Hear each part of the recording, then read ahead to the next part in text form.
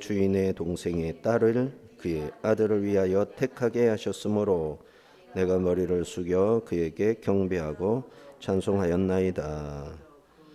이제 당신들이 인자함과 진실함으로 내 주인을 대접하려거든 내게 알게 해 주시고 그렇지 아니할지라도 내게 알게 해 주셔서 내가 우로든지 좌로든지 행하게 하소서. 아멘.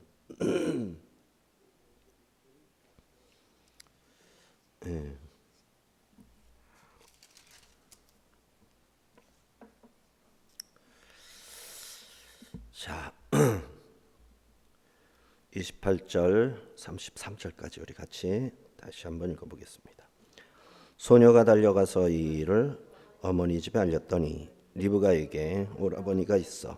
그의 이름은 라반이라. 그가 우물로 달려가 그 사람에게 이르러 그의 누이의 코걸이와 그 손의 손목걸이를 보고 또 그의 누이 리브가가 그 사람이 자기에게 이같이 말하더라 함을 듣고 그 사람에게로 나감이라. 그때 그가 우물가 낙타 곁에 서 있더라.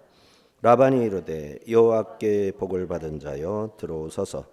어찌 밖에 서 있나이까. 내가 방과 낙타의 처소를 준비하였나이다. 그 사람이 그 집으로 들어가매 라반이 낙타의 짐을 부리고 집과 사료를 낙타에게 주고 그 사람의 팔과 그의 동역자들의 발 씻을 물을 주고 그 앞에 음식을 베푸니 그 사람이 이르되 내가 내일을 진술하기 전에는 먹지 아니하겠나이다. 라반이 이르되 말하소서.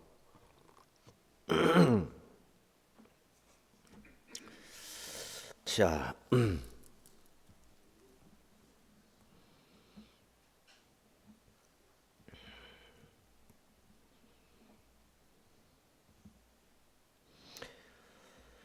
리브가가 집으로 달려갔어요. 그리고 어머니에게 받은 선물 보여주면서 하나님께 기도하는 어떤 사람이 와서 자, 이러저러한 말을 했습니다. 그래서 라반이 그걸 보고 코걸이, 팔찌 그리고 리브가가 전하는 말을 듣고 이게 보통 일이 아닌 거죠. 이제 아브라함이 자기가 아브라함의 종이라는 얘기는 안 했지만 기도를 했단 말이에요. 계속해서 리브가가 있는 데서. 그래서 리브가가 그 사람이 하는 기도 소리를 듣고 이제 아브라함의 하나님께 기도하는구나. 아브라함의 하나님께 기도하는 모습을 보고 이제 27절에 나왔죠. 나의 주인 아브라함의 하나님 여호와를 찬송하나이다. 그러면 아브라함이면은 자기의 할아버지잖아요. 큰 할아버지죠. 그래서 아마 그렇게 전한 것 같아요. 라반이 달려간 거는 이 아브라함의 하나님이여 하는 이 기도에 이제 포함된 내용을 듣고 또 선물을 보고 뭐 달려갔겠죠. 그리고 우물가에 있는 엘리에셀을 만나서 여호와께 복을 받은 자여. 여호와 하나님께 기도하는 것은 특별히 데라의 자손들에게서나 있을 수 있는 일이죠. 근데 나홀이 그렇게 기도를 평소에 했는지는 우리는 잘 알 수 없죠. 어쨌든 나홀의 형 아브라함은 하나님을 신실하게 믿고 기도하고 예배하는 자였으니까 아마 이야기는 전혀 안 들은 것 같지는 않죠. 그래서 여호와께 복을 받은 자여 이렇게 인사를 하는 거예요. 그리고 내가 방과 낙타의 처소를 준비하였나이다. 가시지요. 자, 800km의 먼 길을 여행해서 엘리에셀이 신부 집에 도착해가지고 신부의 리브가의 오라버니 라반의 영접을 받게 됩니다. 라반이 이제 나서가지고 낙타 등에서 짐을 다 내립니다. 낙타가 10마리. 그럼 10마리를 끌고 이제 엘리에셀이 혼자 올 수 없죠. 그리고 800km로 오는데 강도들이 많이 도중에 있고 그래서 미디안 상인들 이스마엘 상인들이 늘 다니는 길이란 말이에요. 이집트에서 이 메소포타미아, 갈대아 우르로 이렇게 다녔단 말이죠. 그러니까 이 사람들에 대한 정보가 전혀 없지는 않았을 거예요. 그 길을 가려면 어느 정도 규모가 되어야 한다. 특히 아브라함은 이스마엘이 자기 아들이잖아요. 이스마엘이. 그러니까 특별히 직접 불러서 뭐 만나서 얘기 안 했어도 아주 관심 가지고 있었겠죠. 그래서 이제 규모도 뭐 낙타 10마리에다가 사람들이 낙타 한 마리당 한 사람이거나 한 사람이 2마리 정도씩 이렇게 할 수가 있겠고, 그 다음에 10마리가 쭉 늘어서서 가면 5m씩 떨어져도 50m, 40m, 50m의 행렬이죠. 상당히 긴 행렬이고, 도적이 와서 뒤에서부터 치거나 하면은 뭐 그냥 속절없이 당해야만 하는 이런 먼 기다란 행렬이란 말이에요. 장사진이라고 그러죠. 그래서 선발대도 있어야 되고 후미에 무장병력도 있어야 돼요. 후미에 무장병력이 있어야 되고 앞에는 미리 한 100m고 얼마씩 앞에 가면서 뭐 우물은 있는지 아니면은 길은 막혔는지 낙타가 갈 수 있는 길인지 뭐 빠지는 길은 아닌지 도적대는 없는지 이런 것까지 다 하면 엘리에셀과 동행한 사람들은 15명 정도는 됐을 거라고 보는 거예요. 15명 정도. 그리고 이제 나중에 돌아가게 되면은 뭐 리브가도 있지, 리브가의 유모도 있지, 여종들이 있지 하면은 20명 정도가 되는 거고, 이 20명이 자기들의 생명을 스스로 지켜야 되는 거죠. 이제 대단히 큰 말하자면 상단의 모양으로 가게 되는 겁니다. 근데 이 사람들이 이제 도착을 했다. 그러면은 부두엘이 이제 8번째 아들이잖아요. 나홀의 8번째 아들.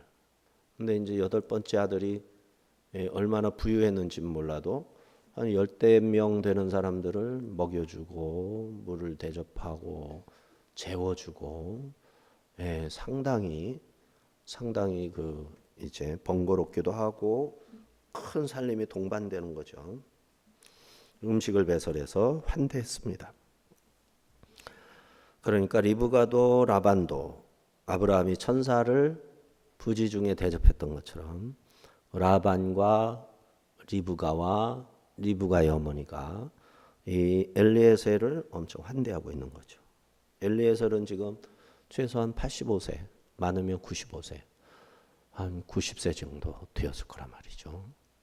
아브라함이 140살이고 이삭이 40살이고 엘리에셀은 한 25살에 아브라함을 만났다면 지금 90살은 됐단 말이죠.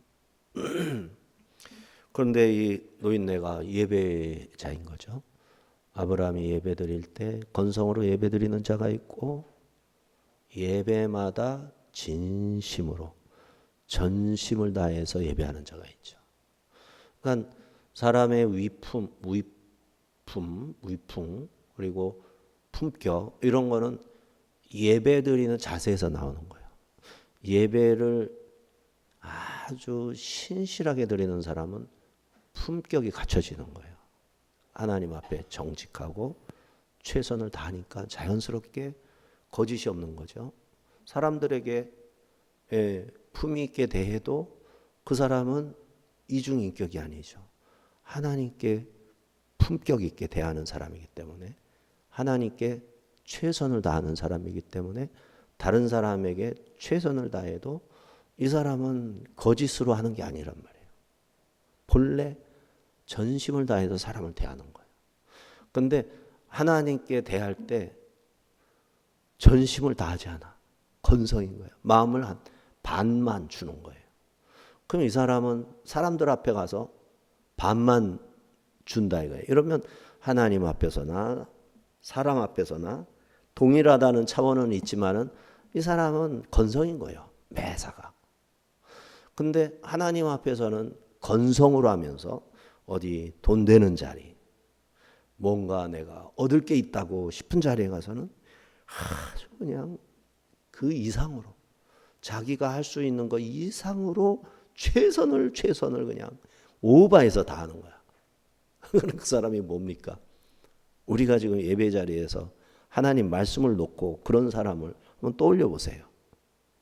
그런 사람이 어떤 믿을 만한 사람입니까? 믿지 못해요. 근데 내가 어떤 사람인가 생각해 보라고.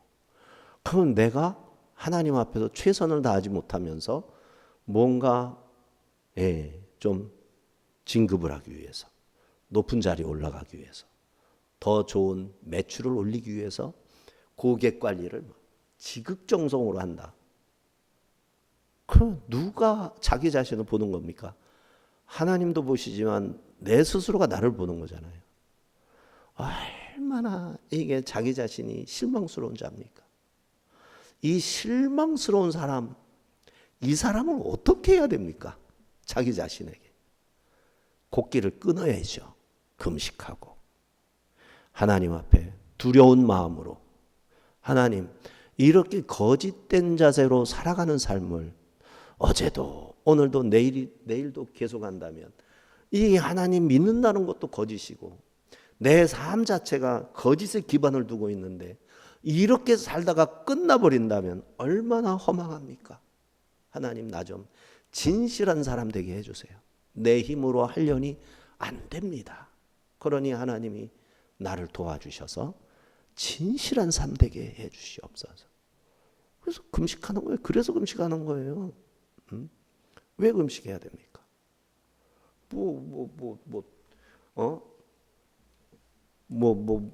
좀 어떤 위기를 잘 헤쳐나가려고 당연히 해야죠.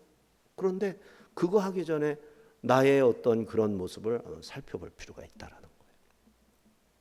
첫째 금식해야 되는 거는 나의 거짓됨, 나의 불성실함, 하나님 앞에서 진실하지 못함. 이런 문제가 우리의 최고의 기도 제목인 거예요. 그거를 해야 됩니다. 그렇지 않고 믿음이 저절로 막 되고 말이지. 어떻게 저절로 돼요? 부모님이 그냥 엄격하게 신앙으로 가르치고 교육하면 좀 더 잘 될 수는 있어요. 근데 세상에서 뭐 세상 사람들하고 똑같이 경쟁하면서 살던 사람이 교회 몇 번 출석했다고 그게 되겠어요? 그런 게 어딨어? 안 되지 잘. 뭐 그렇게 그게 우등생이라도 되는 건가? 원래 머리가 좋아서 공부 잘했다고 해야 되나? 아닌 거예요. 그런 것이. 대가를 지불해야 되는 거예요. 훈련을 갖춰야 되는 거예요. 내가 하나님 앞에서 제 할 일을 다 하는 사람이 되려면 정말 진지해져야 돼요. 진실해져야 돼요. 최선을 다해야 돼요. 건성은 안 되는 거예요. 자, 그런데 이 엘리에셀은 그야말로 65년 정도를 같이 아브라함하고 같이 예배자로 예배 준비 누가 했겠어요? 사라가 했겠지. 그 다음에 또 예배 자리 자리 만들고 제사하는 그 필요한 모든 거 나무단에 돌 제단에 나무 올리고 이러는 필요한 건 누가 했겠어요? 엘리에셀이 했죠. 그래서 엘리에셀. 그래서 여호와는 도우시는 분, 여호와께서 도우신다. 이런 뜻이 엘리에셀이잖아요. 이름도 얼마나 좋아요. 그러니까 이게 최고의 예배자인 거예요, 이 사람은. 그리고 자기가 지금 이 창세기 24장을 누가 기록했겠어요? 이 창세기 24장 그냥 10명이 같이 갔다면 그 10명 중에 누가 기록했겠어요? 아니면 아브라함이 나중에 전화라도 있으면 그때 어떻게 했냐고 리브가한테 또 다 꼬치꼬치 물어가지고 듣고 또 라반에게 물어서 듣고 해가지고 이 24장에 있는 내용 엘리에셀이 어떻게 기도하고 이런 내용을 일일이 다 알아가지고 기록했겠어요? 엘리에셀이 기록한 거죠. 이걸 어디다가 엘리에셀이 남긴 거죠. 성경 기록자예요. 성경의 기록자. 그래서 원역사 창세기의 그 창조 이야기를 노아가 이야기한 것을 누가 그것을 가장 많은 사람들이 읽을 수 있도록 이야기를 꾸며서 수도 없이 말해줘서, 말하자면 옛날에 부모님이 이야기를 반복해서 해주면 그 자녀들이 그 이야기를 듣고 크면서 또 자녀들에게 그거를 또 구전 전승을 한단 말이에요. 그런 구전의 어떤 이야기거리나 문자, 그림 문자로 어디에다가 척척 새겨놓고 그런 걸 누가 했겠어요? 엘리에셀이라고 부른 겁니다. 엘리에셀이라고. 아브라함이 그거 했을 수도 있지만 아브라함은 예배자고 마음속에 하나님의 말씀 약속을 붙잡고 있고, 근데 아브라함이 약속을 붙잡았다라는 것을 예배 시간에 설교로 하면 그걸 누가 어디에다가 어떻게 다른 사람에게 전승을 했겠냐고요. 그래서 엘리에셀이 꼭 그런 거는 아니지만 상당히 이름부터 이 사람이 의심스럽단 말이에요. 대단히 경건한 사람인 것 같고 대단히 하나님을 섬기고 진실한 사람이고. 그리고 오늘 일을 하는 그 자체를 보세요. 아브라함이 아비멜렉에게 가가지고 흉년이 나서 이제 애국까지 내려갔었죠. 바로 앞에서 그 다음에 이제 롯이 소돔성 13장에 이제 소돔 고모라가 다 망하고 이제 롯이 그 하늘에서 떨어지는 불우박 덩어리 이런 거에 성이 멸망할 때 아브라함이 그거를 못 봤잖아요. 아브라함 이 롯이 도망쳐 가지고 소알성으로 해 가지고 그 가나안 동편으로 깊숙이 들어가서 은거 생활을 하는 거를 한참 동안 몰랐다고요. 아브라함이 기도하면 하나님이 다 가르쳐 줬을까? 가르쳐 줬으면 아마 브엘세바에서 이 롯을 찾아서 롯이 사는 곳을 아마 찾아갔을 거예요. 그렇지 않아요? 롯이 조카인데 찾아가지 않았겠냐고. 그 황급한 지경에서 그 조카 며느리도 지금 죽은 상태잖아요. 그런 상황에서 아브라함이 안 찾아갔겠냐고. 아브라함은 모르는 거예요. 하나님이 아브라함을 시험하시는 거죠. 그래서 아브라함이 뭘 했습니까 그때? 그랄 왕에게 간다고요. 그랄 블레셋 땅에 가가지고 그랄 왕에게 낙심해가지고 가는 거예요. 가가지고 그때도 사라를 팔아먹잖아요. 이 진실함에 있어서 엘리에셀만큼 진실할까? 이것도 한번 생각해 볼 문제라고. 그만큼 설교자이고 예배 인도자고 아브라함은 그야말로 약속을 받은 사람이고 복의 근원으로 선포하면 복이 되고 이런 핵심적인 중심은 아브라함이 끌고 가지만 아브라함을 굳은 일 하여튼 여러 가지를 돕는 첫 번째 돕는 자는 사라. 그 다음에 힘써서 돕는 종으로서는 엘리에셀인 거예요. 이러한 협력자들이 이 창세기의 아브라함을 뒷받쳐주고 있는 거라고요. 근데 이 사람이 가가지고 일하는 게 얼마나 기도 중심으로 일하냐고요. 한 걸음 뗄 때마다 기도하잖아요. 아브라함은 그걸 놓쳐가지고 사라도 몇 번이나 팔아먹고 그죠? 얼마나 많은 실수를 하고 아브라함도. 근데 엘리에셀은 종인데도 그런 실수가 나타나질 않아요. 엘리에셀은 대단한 사람인 거죠. 그래서 우리가 아브라함처럼 되는 게 중요한 게 아니라고. 아브라함처럼 무슨 세상을 그냥 뒤집어 놓을 만한 인물 되고 하나님이 택하신 자를 그렇게 쓰시는 거라고. 나는 내가 종이면 엘리에셀 같은 사람이 되는 거고 진짜 내가 대한민국의 대통령이라도 되면 아브라함처럼 쓰임받는 사람이 돼야 되는 거고 하나님이 나를 옮겨 놓으신 그 자리에 가장 합당하고 적당하게 그 일을 감사함으로 최선을 다해서 감당하는 사람. 그 사람이 하나님이 찾는 사람이라고요. 이걸 알아야 돼요. 이거를. 오늘 한국교회가 얼마나 웃기는 교회 됐습니까? 자기가 할 일은 안 해.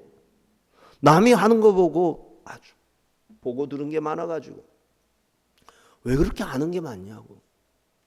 내가 할 일은 뭔지를 모르면서 남이 할 일은 그렇게 잘하는 거예요. 이게 병이잖아요. 이게 병.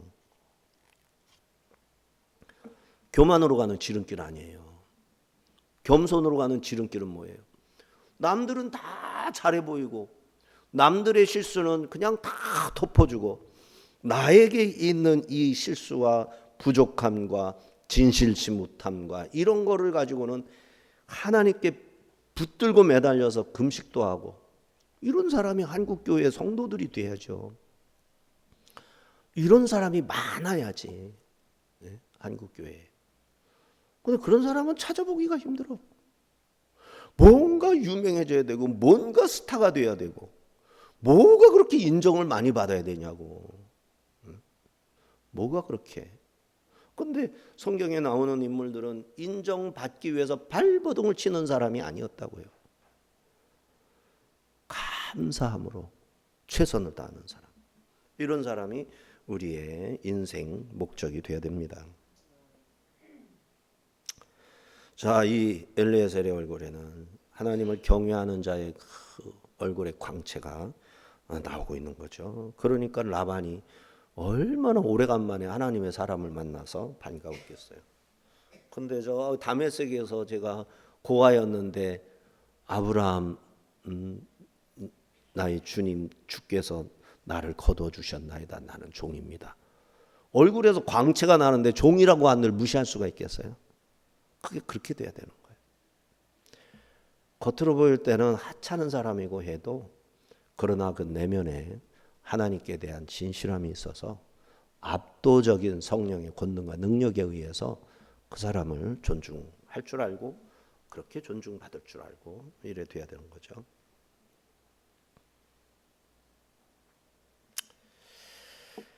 자, 그리고 이제 22장 20절에 이제 부엘세바 아브라함이 이제 그 이삭을 모리아산에서 갖다 바칠 때 그때는 120살에서 125살 사이예요. 120에서 100. 그러니까 지금 140살보다는 15년에서 20년 정도 지난 경우죠. 그 사이에 어떻게 뭐가 돌아갔는지 라반의 집과 아브라함의 집은 연락두절이에요. 연락두절. 그런데 15년에서 20년 만에 아브라함에 대한 소식이 귀에 들려오니까 와 뛰쳐나가가지고 우물가에 가서 묻게 된 거다 이렇게 볼 수가 있죠. 자, 그리고 음식을 열심히 준비했습니다. 잡수셔라 했더니 엘리에셀이 음식 앞에서 음식을 먹지 않고 먼저 제가 온 목적을 말하기 전에는 먹지 않겠습니다. 그랬더니 라반이 그럼 말씀하시라고. 엘리에셀은 사명이 먼저예요. 사명이 먼저. 먹는 게 먼저. 배고파 죽는 거 아니겠어요? 얼마나 피곤하겠어요. 한 달 정도를 이동을 했단 말이에요. 사막길로. 얼마나 배고프고 얼마나 목마르고. 그런데 제가 맡은 사명을 다하기 전까지는 먹을 수가 없다 하면서 내가 내일 진술하기 전에는 먹지 아니하겠나이다 하고서는 자초지정을 말하기 시작합니다. 우리도 그게 먼저는 뭐가 먼저냐? 우선순위죠. 우선순위. 뭐가 먼저야 되겠느냐? 하나님께서 나에게 맡기신 일이 모든 일보다 우선이라야 한다. 34절에서 48절까지 그가 이르되 나는 아브라함의 종이니이다. 여호와께서 나의 주인에게 크게 복을 주시어 장성하게 하시되 소와 양과 은금과 종들과 낙타와 나귀를 그에게 주셨고 나의 주인의 아내 사라가 노년에 나의 주인에게 아들을 낳음에 주인이 그의 모든 소유를 그 아들에게 주었나이다.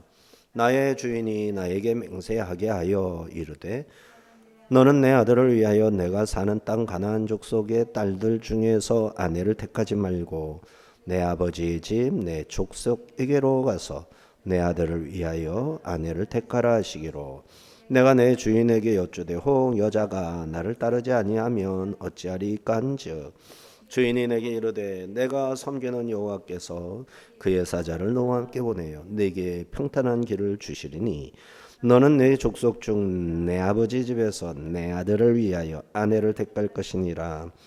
네가 내 족속에게 이를 때에는 내가 내 맹세와 상관이 없으리라.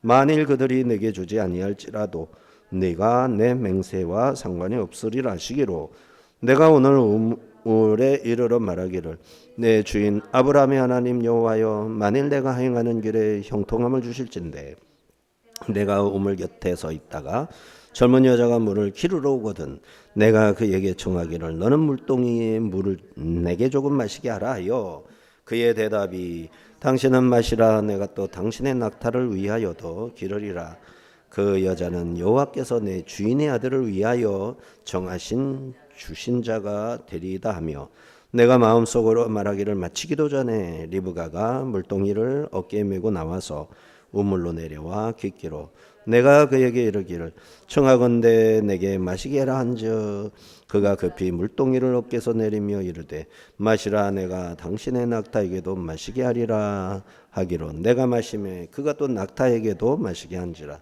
내가 그에게 묻기를 네가 네 딸이냐 한즉 이르되 밀가가 나홀에게서 낳은 부두엘의 딸이라 하기로 내가 코걸이를 그 코에 꿰고 손목걸이를 그 손에 끼우고 내 주인 아브라함의 하나님 여호와께서 나를 바른 길로 인도하사 나의 주인의 동생의 딸을 그의 아들을 위하여 택하게 하셨으므로 내가 머리를 숙여 그에게 경배하고 찬송하였나이다. 진짜 그대로 말하잖아요. 기도할 때 말한 거, 그 다음에 리브가에게 말할 때 한 거, 그리고 자기가 와서 하나님 앞에 기도할 때 말했고 리브가가 와서 리브가에게 말했고 그리고 라반한테 가서 그때 자기가 말한 거를 또 말하고 리브가가 대답한 것도 또 말하고 해서 이게 같은 이야기가 4번씩 이렇게 등장을 하잖아요. 4번 등장한 거 엘리에셀이 기억하고 다 전승을 시킨 거죠. 그리고 그의 딸, 동생의 딸, 나홀의 동생, 동생은 나홀이죠.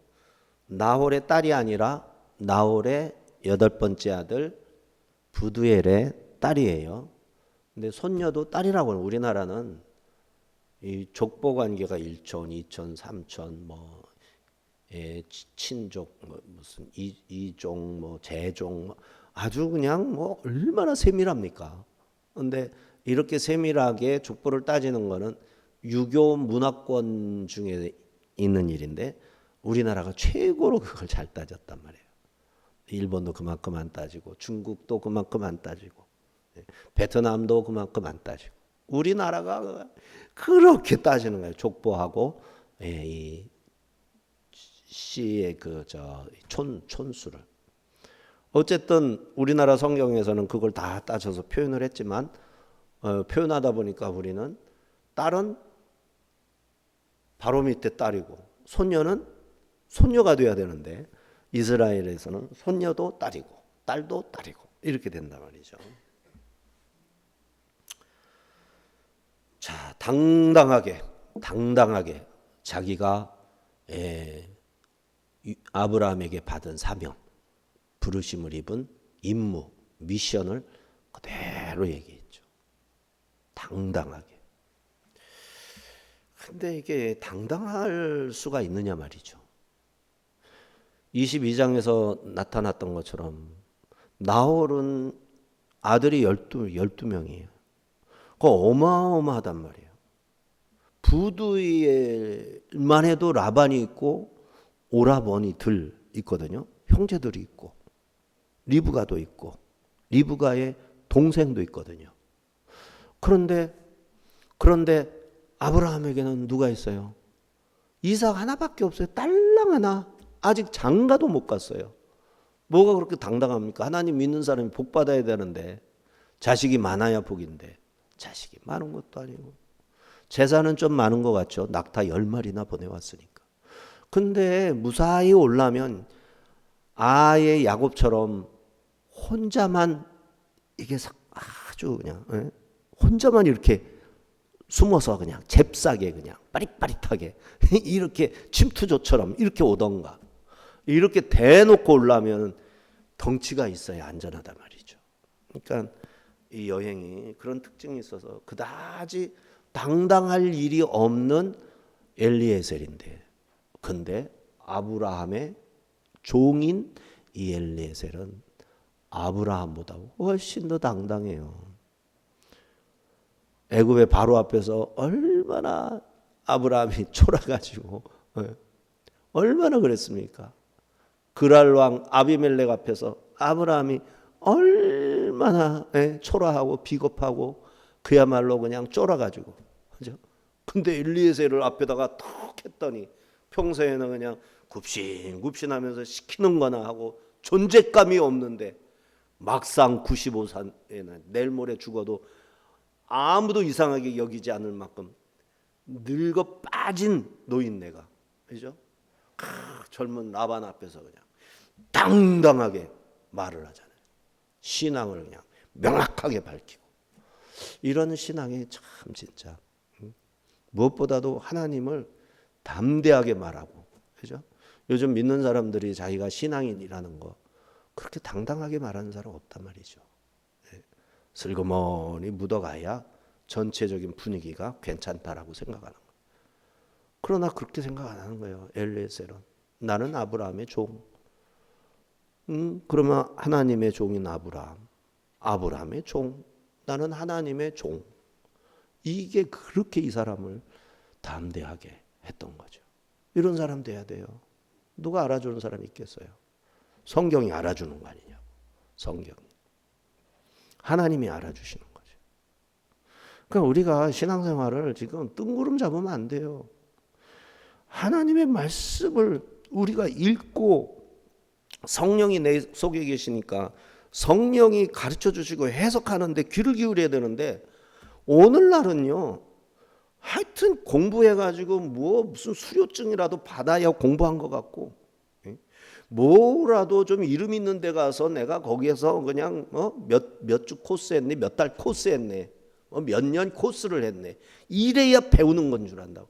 벌써 이 자체가 남의 다리를 딱 그냥 긁고 앉는 거랑 똑같은 거예요. 이게 내가 하나님을 믿는 사람이고 내 속에는 성령님이 계시고 내 손에는 항상 성경이 있으니 내가 성경 읽고 성령님께 간구해서 읽을 때마다 성령의 가르침과 해석을 내가 받아서 그 받은 말씀을 가지고 내가 한마디를 하고 내가 한 걸음을 걸어도 걸어가고, 이래야 신앙인이고 이래야 기독교란 말이에요. 이래야.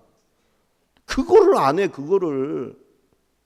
너무 기가 막힌 거예요. 이게 너무나도 기가 막힌 거야. 이게 지금. 기독교가요 이상해졌어요. 지금 이상해졌어. 그런 신앙생활하는 사람은 진짜 무시를 당해. 노예 가면 목사가 그러고 있으면 노회장, 노예 목사들한테 무시를 당하고 성도들한테 무시를 당하고, 그런 목사를 누가 쫓아가? 교회가 부흥해가지고 막 건축도 막 멋있게 하고 막 사람들 잔뜩 모아가지고 그냥 떵떵거릴 수 있어야 나도 덩달아서 떵떵거릴 수 있는, 이거 어처구니 없는 사고방식 쓰레기들이 너무나도 가득한 거예요. 지금 다른 게 쓰레기, 이런 게 쓰레기지. 누가 신앙생활을 좀 합리하면서 교회 큰 거 자랑하고 뭐 그런 거 자랑하고 그러면 이거 쓰레기구만. 쓰레기야, 쓰레기. 네 안에 계신 성령님, 네 손에 있는 성경을 읽어라. 당당하게 말할 수 있어야 되는 거예요. 이게 없으니까 그냥 어디 가서도 믿는 표도 못 내고.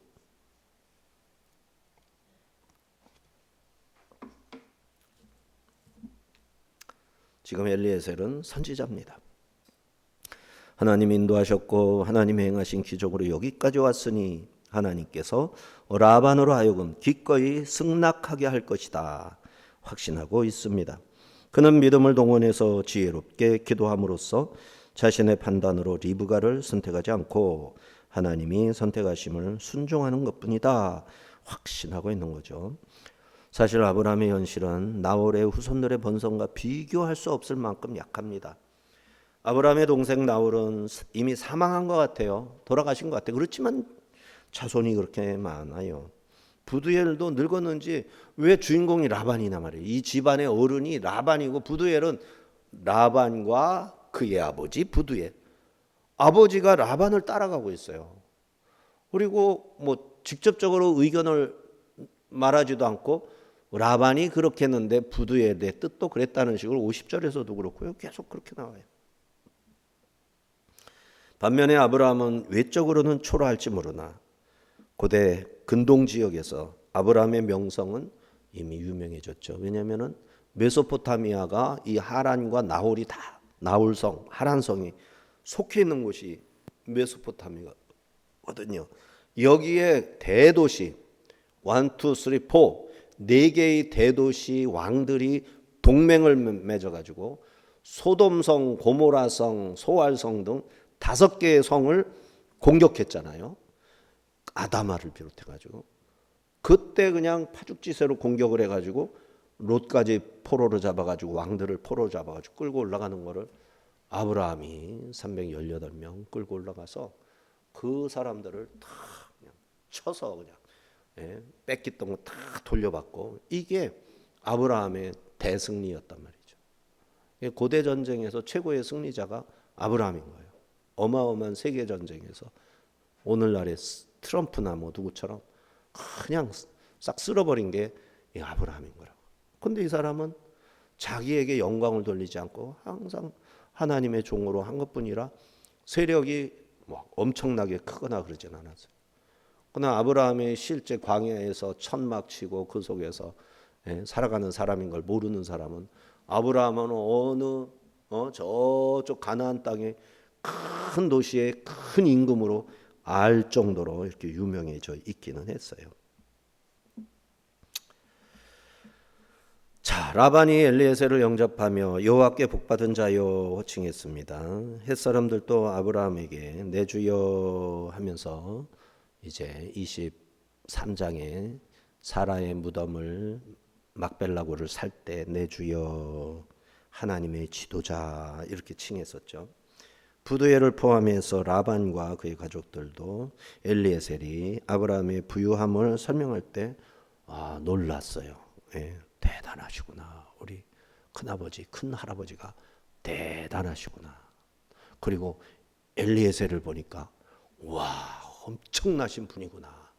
저쪽 남쪽에 바로 왕이 있다더니 야, 바로 왕이 쪽도 못 쓰겠네. 이렇게 생각을 하는 거죠. 참, 이게 허풍인 것 같지만 사실은 허풍이 아니고, 그러나 이들이 상상하는 그런 것도 아니고, 꼭 메시아를 정치적인 메시아로 원했던 유대인들처럼 예수님은 정치적인 메시아가 아니잖아요. 영적인 하나님의 나라의 메시아잖아요. 그래서 십자가에 못 박혀 죽으시는 초라한 모습, 그러나 만왕의 왕, 만주의 주, 세상을 창조하고 재창조하시는 전능하신 하나님, 겉으로 볼 때는 초라한 십자가의 사형틀에 사형을 당한 죄수인 거죠. 이게 믿는 자의 현실이다. 이걸 알아야 됩니다. 왜 그럼에도 불구하고 기독교를 믿나? 영생하니까. 그 과정을 거쳐서 하늘에 밀이 되어 땅에 떨어져 썩으면 많은 열매를 맺고 그 열매에 대한 상급으로 영생을 누리는 게 진짜니까. 거짓말이 아니라 진짜니까. 그래서 십자가의 길을 가는 거라고. 사람들은 다 손가락질해도. 49절입니다. 이제 당신들이 인자함과 진실함으로 내 주인을 대접하려거든 내게 알게 해주시고 그렇지 아니할지라도 내게 알게 해주셔서 내가 우로든지 좌로든지 행하게 하소서. 하나님의 뜻에 대한 순종의 여부 결정권을 이제 넘겨준 거죠. 내 주인에게 사랑과 성실로 대접하려거든. 아브라함이 보낸 목적인 이삭의 아내 신부감을 보내주시려거든. 나한테 그 가부를 말해주시오. 그러나 원치 않는다면 그래도 알려주셔서 제가 바로 돌아가든지 또는 뭐 좌우가 아니죠. 그냥 돌아가는 길밖에 없죠. 아니라고 그러면. 그러나 이제 오케이 하면 모시고 갈 수 있도록 해달라. 복음의 제시는 구걸이 아니라 선포입니다. 전도자들은 세상 사람들에게 하나님의 뜻을 분명하게 드러내고 어떻게 응답할지 독촉하고 어떤 대답을 하나 귀 기울이고 바라봐 주는 겁니다. 복음을 전하는 사명자들은 이 일에 당당하게 임해야 합니다. 우리는 하나님의 뜻을 분명히 밝히고 사람의 눈치가 아닌 하나님의 일하심을 기다려야 합니다. 복음 자체의 능력이 있기에 복음 외의 것으로 유인할 필요가 없어요. 그런 시도는 오히려 복음을 변질시키고 거짓 성도, 살짝 자기도 속고 전도하는 사람도 속는 거예요. 별로 믿고 싶은 마음도 없고 잠깐 뭐 손해볼 거 없으니까 가주는 거지. 그러다가 예수님 만난다는 이 명확한 소망이 있기 때문에 그 사람도 전도했다고 말은 하지만 그렇게 쉽게 전도되는 거 아니라고. 오히려 성경적으로 단호하고 당당하게 선포해가지고 양당 간에 그냥 결정하게 하는데, 예? 막 욕을 하면서 나한테 왜 전도하냐고 길 가는 사람 맞고 이런 사람들 때문에 그냥 기독교 욕먹고 교회가 아주 그냥 세상에 불편한 존재라고 이러고 떠들면서 가던지 아니면은 언제 내가 꼭 갈 테니 나와 이야기 좀 한번 해달라고 이러면서 진지하게 자신의 생명에 관해서 이제 묻기도 하고 듣기도 하고 이렇게 하든지 그러는 것이 성경적이다. 많은 이들이 복음을 거부할 것이고 증인이 조급하게 하지 말아야 됩니다. 하나님의 백성이라면 기꺼이 복음에 반응하며 나올 것이에요. 주님이 나와 우리 교회에 맡기신 사명도 복잡한 게 아닙니다. 주님의 뜻이 분명하고 주님이 우리에게 행하신 일이 분명하기에 간증만 하면 되는 거예요. 복음을 전해서 하나님 나라로 초청하는 것이 나의 사명이라는 점을 잊지 말아야 됩니다. 엘리에셀은 리브가의 가족들을 설득하기 위해 화려한 수사학을 동원하지도 않았습니다. 단지 하나님이 자기 길을 어떻게 인도하셨는지 그대로 말해줬고 말을 마치기도 전에 하나님이 어떻게 응답하셨는지 이야기할 때 계산이 빠른 라반조차 이 일이 여호와께로 말미암았군요. 이렇게 고백하면서 우리는 하나님으로 말미암은 일을 어떻게 거부할 수 있겠습니까? 하나님이 하신 거라면 아멘밖에 없습니다. 이렇게 하거든요. 간증의 힘이죠. 당당한 복음의 능력입니다. 구걸하는 게 아니라 선포하는 것이 복음이다. 우리가 세상 속에서 당당할 수 있는 이유, 우리 뒤에 살아계신 하나님이 계시기 때문입니다. 아브라함의 종은 음식을 앞에 두고도 사명을 먼저 말했습니다. 우리도 세상의 유익과 즐거움 앞에 서기 전에 나를 구원하시고 인도하신 하나님의 은혜를 먼저 말하는 증인이 되어야 합니다. 그러므로 우리는 주의 뜻에 순종하여 걸어가는 길에 항상 하나님의 사자가 내 앞서서 가신다. 이런 확신이 있어야 되겠어요. 그렇게 당당하게 말하고 우리의 삶 자체가 하나님이 살아계시다라는 것을 보여주고 말해주는 보이는 설교, 들리는 설교. 뭐가? 내가 살아가는 삶이. 그래서 목사님이 강단에서 설교하는 것만 설교가 아니라 그 말씀을 받은 사람으로서 내가 순종해서 살아감으로 세상 사람들이 설교를 듣는 이런 식의 설교자들이 다 되어야겠습니다. 우리 모두 다시 한번 사명의 신발끈을 묶고 하나님의 사랑과 성실을 세상에 전하는 인천 아가페교회 성도들이 다 되어야겠습니다.